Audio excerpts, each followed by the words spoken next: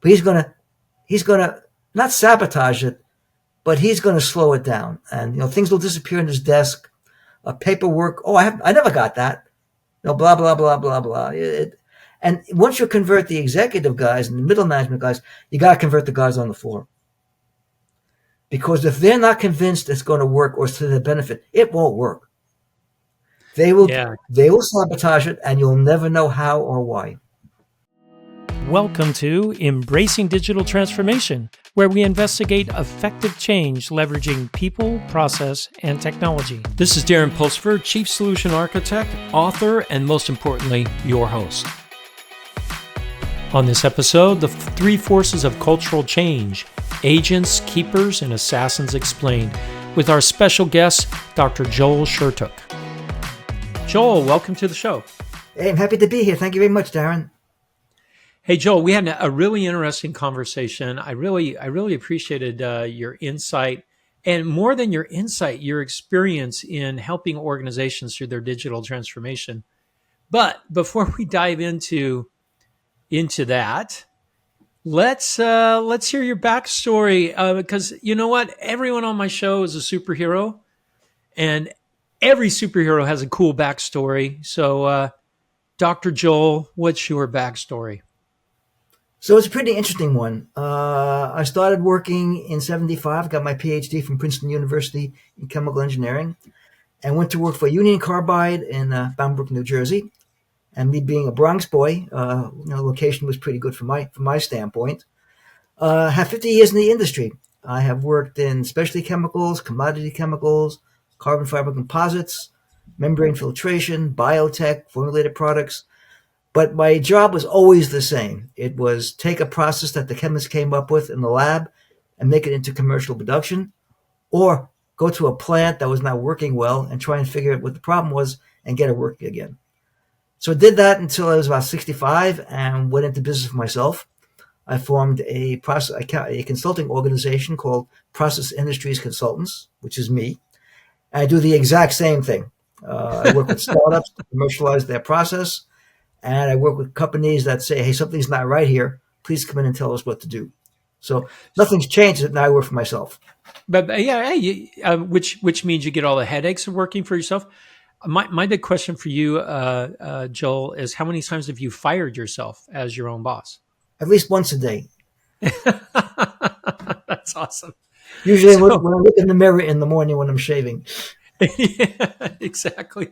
So Joel, let's talk real quick about you're in an interesting space. I mean, chemical production, you would think would be highly automated.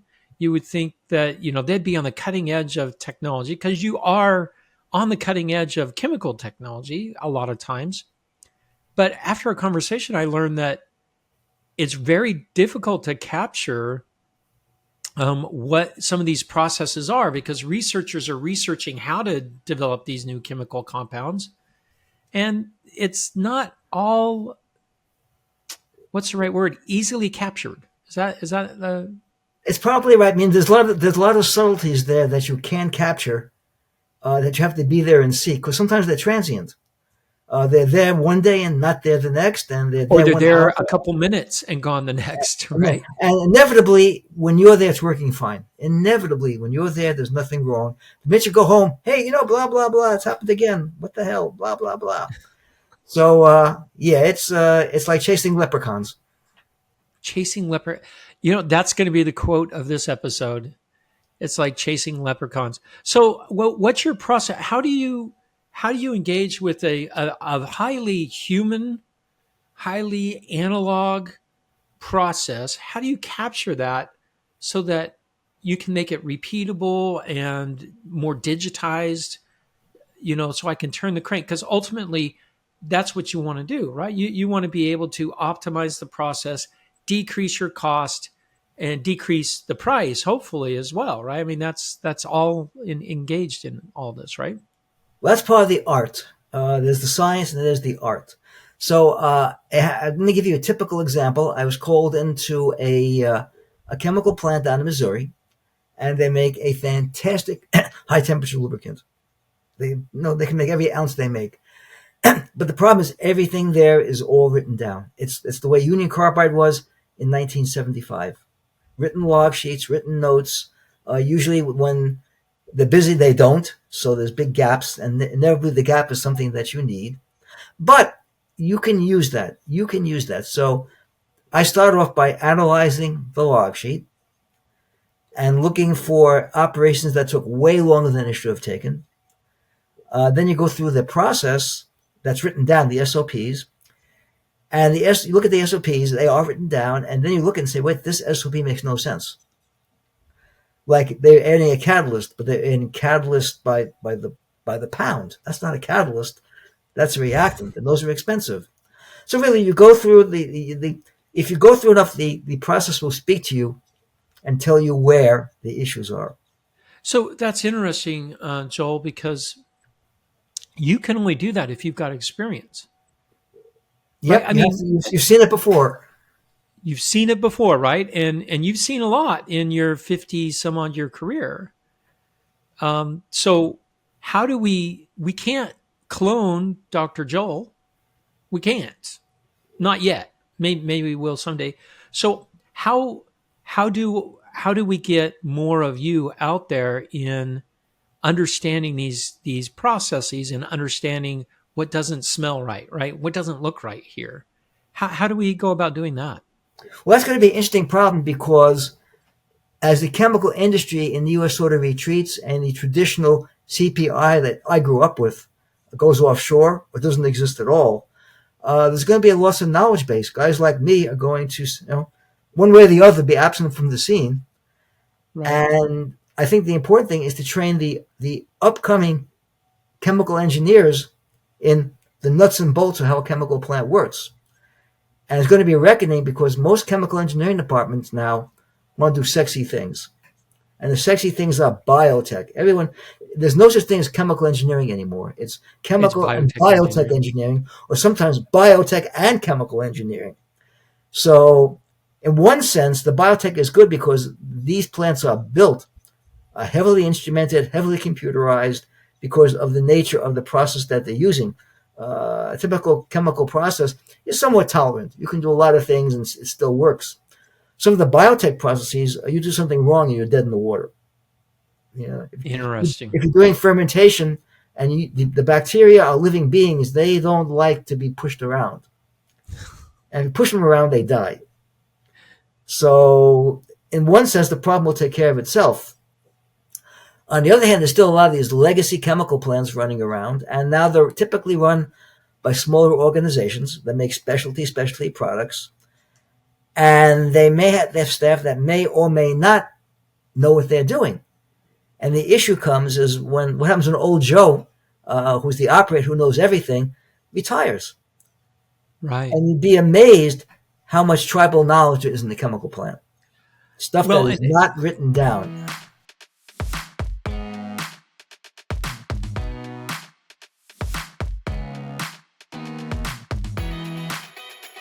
yeah, that tacit knowledge, right? That's just sitting in someone's head. So how do you?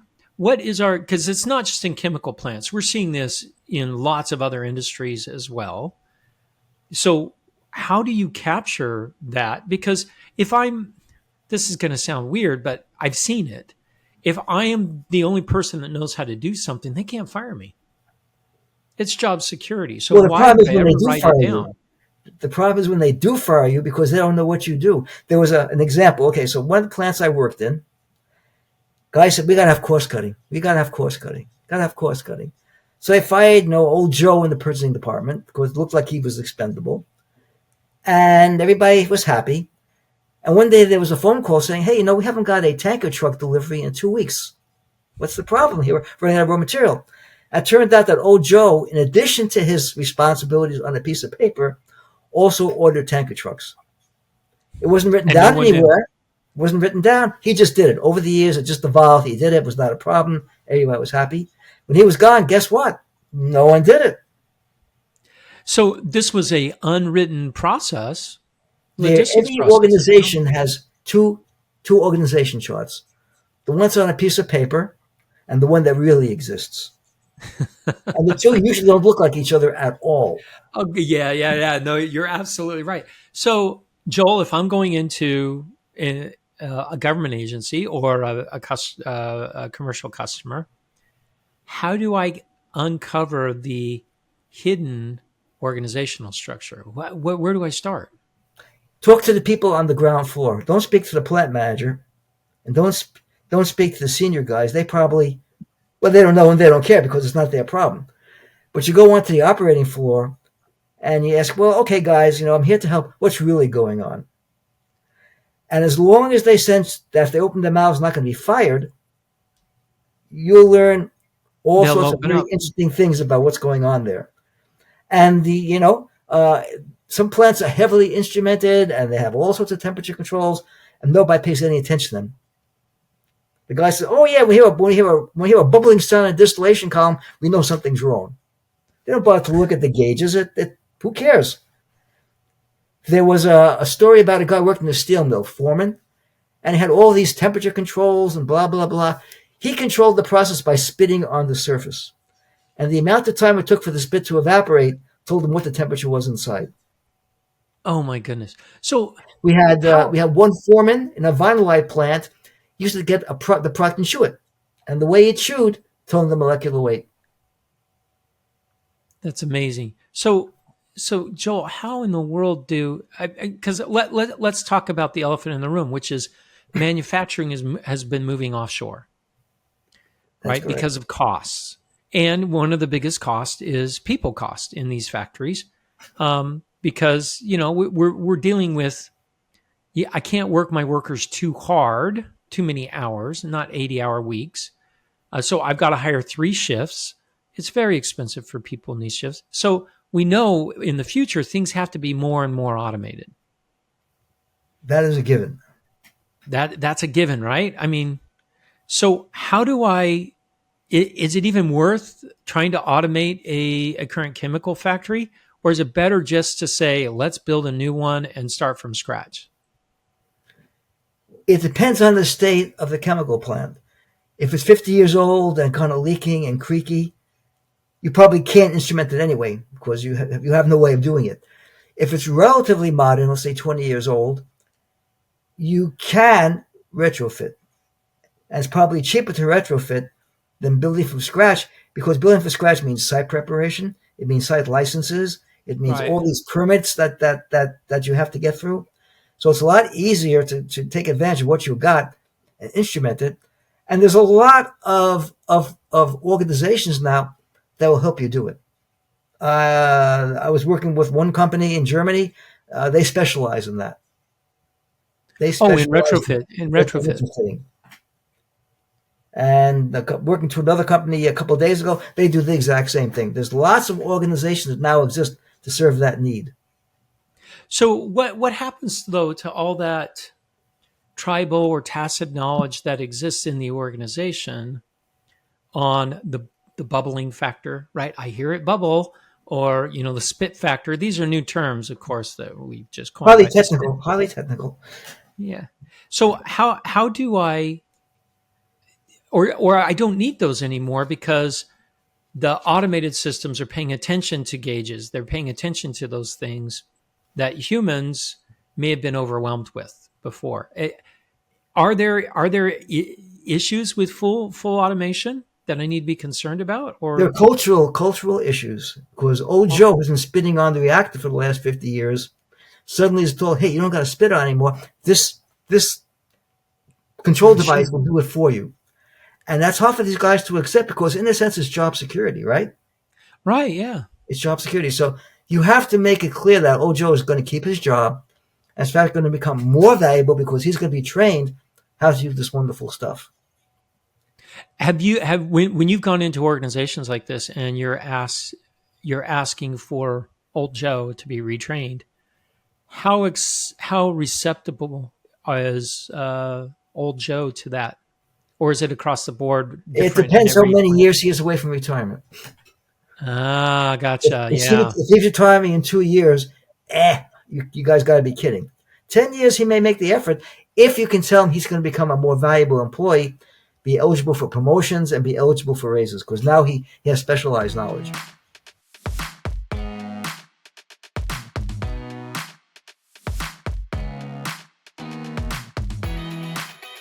So specialization makes you more valuable, of course, not just in that company, but possibly in other Yep. If companies worse as comes to well. worse and you get ejected, if you have specialized knowledge, it makes it that much easier to get a new job.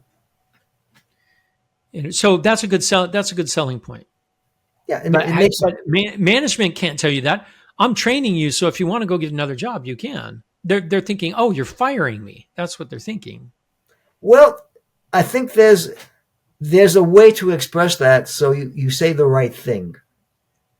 And what's old Joe's self interest? His self interest is everyone wants to maintain their job unless they don't like the place they're working. They say, "Hey Joe, we love you here. We want you to stay here, but with this specialized training, you have more opportunities within the company. And if worse comes to worse, and you have to move, it's that much easier to find a new job." People Yeah, appreciate that. yeah, yeah. I mean, that's being People honest. appreciate That's that. being more honest with them. Just pick up Have the paper, right?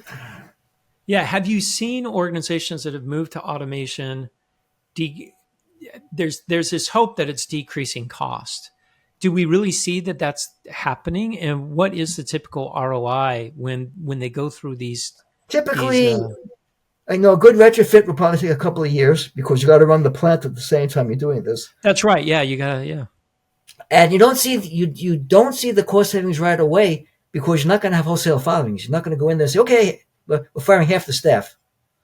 That's not going to endear you. So you probably keep the people on, even though they may be redundant, and as they retire, they're simply not replaced. so That's a we're pain. we're That's trying. a This painless is the way. long. This is a long haul, a long Yeah, term investment. and you've got to have faith that's going to pay off in the long term. Yeah. At what point do you lose the faith? You know what I mean? Well, here's the guilty secret. A typical manager is in his job for say 3 years, right? Yeah. Give or Yeah. take. So if you say this is going to have a 5 year payout, he's He going to say doesn't no care. thanks because I'm going to spend the money and get dinged, and my successor is going to get the benefits. Yeah. Yeah. Yeah. That, Yeah. people aren't stupid. They can add up. So you've got to do something that pays off somewhat during the guy's tenure, so he sees some reward for the money that he's spending. That's really interesting because your typical worker in the plant, they're there a lot longer than 3 years, The worker, yes, but the managers not aren't. but the managers aren't. So when you said, yeah, you don't go to the managers to find out what's going on. You go to the workers. That's because they're the ones that are staying. They're the ones that have That's been right. there forever. The manager is probably relatively new, and his responsibility really is not day to day. His responsibility is strategy and tactics. He's got to know So enough about the plant so he understands what's going on. He's not going to be down there turning valves and listening to the things bubble away. yeah, yeah, yeah, that makes sense. Have you ever come into a situation where a company has said, "I'm not doing digital transformation. The cost is just too high." Yeah, all the time. I mean, chemical Really? industry is very conservative by definition because you make a mistake and you blow yourself up. Yeah, yeah, that's true. I mean, people, the electronics industry, the computer industry, they are so detail oriented to begin with that they appreciate, that automation can really help me. And I'm not gonna blow the plant up if I make a mistake. I may lose a lot of stuff, which is a problem, but I'm Yeah, not gonna walk in one day and find just a big smoldering mess when I come in the and morning. and typically no one's going to die from me writing Typically not. You're gonna have software. a pissed off boss, but that's a whole lot different than being blown 50 feet in the air. Yeah. So that safety this ends up being a big issue for them then. Safety, consistency. Um, it sounds very familiar with what I've dealt with energy companies when I've gone and talked to energy production. Very conservative, can't have the grid go down. Same sort of concept. It's if you especially well energy, especially since you're dealing with all sorts of nasty things that really don't like to be where they are at that particular point, and you're kind of forcing them Yeah. into a state they don't really want to be in. Chemical plants a little bit more, but not necessarily. I've dealt with some stuff that you do the wrong thing and your plant is gone. You're making peracetic acid or you're making hydrogen peroxide. One wrong move and it's boom. And it's boom. Wow, that's kind of crazy. It's kind of crazy. It makes for a very interesting environment. Yeah, yeah, it does. So Joel, when you're working through the cultural shifts, because these are big cultural shifts for these organizations, what tends to be your biggest way of success to help an organization get through this transformation that they're doing? What have you found to be the most successful? Well, I mean, typically, of course, the guys upstairs have to back it, Okay, so and the executive executive backing. has to be on board. And there's always one guy who really doesn't want to do it, and he's just my political operator, and he's not come out. He's not going to come out and say it, but he's gonna not sabotage it, but he's going to slow it down, and things will disappear in his desk, paperwork. Oh, I never got that. No, blah blah blah blah blah. And once you convert the executive guys and the middle management guys, you got to convert the guys on the floor. Because if they're not convinced it's going to work or it's to their benefit, it won't work. They will Yeah, they will sabotage it, and you'll never know how or why. They're very good at that, and they're very good at covering the tracks.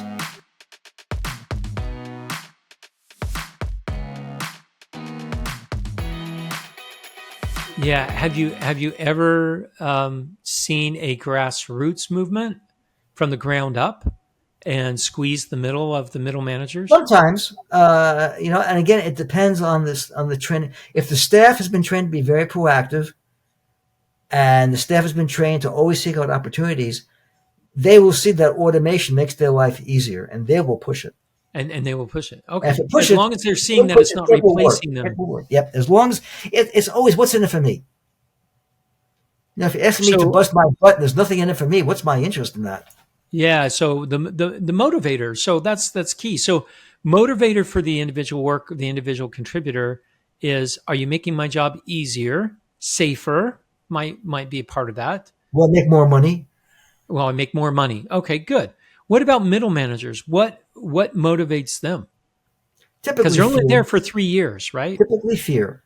Hate to say it, but the middle Fear manager is the guy in the middle, which means he's got pushed by guys on top. He's get pushed by guys on the bottom, and bottom. and Yeah. he's got to see that okay, I do this, it's not going to destroy my career. He's got to have a reasonable expectation that this is going to work out well. And that's going to benefit him So and benefit monetarily or monetarily or promotion wise, promotion write up in the wise. company newsletter. And everyone's motivated by different things. Yeah, yeah, yeah. No, all right. So what about the executives? Are they just motivated by dollar signs, profit? More or less because that's what gets them promoted. Hate to That say may, it, but now if they can get a picture in a whizzy publication, with all these doodads in the background, they're happy about that. But it's more important they get to be the next executive VP. right. So it's about promotion. It's about But promotion what? and power. Yeah. What about like the CEO or president of the company? Do you ever find a CEO that's contrary to automation, or are they the ones kind of pushing it? Because It depends. A lot of times it's pushed from the middle guys or the guys right below the CEO. The really, CEO may say it or may not believe it, may not believe in it. And it's being pushed from above, so it's pushed from the bottom. And he may say, well, okay, I guess I'll go along with it, but prove to me it's going to benefit me. And a lot of times, what'll happen, I've seen that, is there is a CEO who is very, very proactive and wants to do it, and he's replaced by a CEO who thinks the whole thing is nonsense, and you'll see that project die. oh yeah, in a heartbeat, yeah, You'll see that project die, and the guy's fingerprints won't be on it, but interesting. he will find some way of making sure that project doesn't work, especially if he didn't like the CEO before. Yeah, yeah, yeah, yeah. Well, and he's trying to make his own mark. I don't want to live off Yeah, of yeah, the. he's got his own fish to fry. Yeah, yeah, exactly.